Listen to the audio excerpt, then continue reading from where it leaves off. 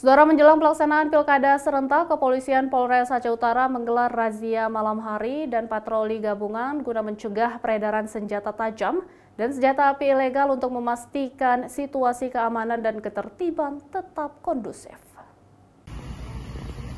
Kepolisian Polres Aceh Utara intensif menggelar razia kendaraan di Jalan Lintas Medan Banda Aceh, tepatnya di depan Mapolres Aceh Utara Sabtu malam. Pengendara roda 4 dan roda 2 yang melintas satu persatu diberhentikan oleh para petugas. Petugas memeriksa kelengkapan surat hingga barang bawaan mereka. Pemeriksaan terhadap kendaraan yang melintas digelar untuk memastikan situasi keamanan dan ketertiban tetap kondusif menjelang Pilkada serentak pada 27 November mendatang. Ini melaksanakan Giat 21 atas arahan dari perintah dari pimpinan Kapolres Aceh Utara.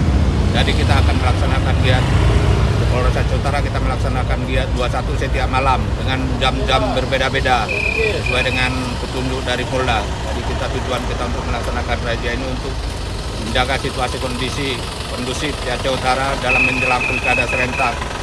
Jadi sasaran kita laksanakan razia adalah barang-barang ilegal seperti handak, senjata tajam, narkoba, dan barang-barang ilegal lainnya. Razia ini diharapkan masyarakat bisa lebih aman dan pelaksanaan pilkada dapat berjalan aman dan damai. Kepolisian menghimbau kepada masyarakat untuk mendukung penuh upaya kepolisian dengan tetap menjaga ketertiban selama pelaksanaan pilkada berlangsung.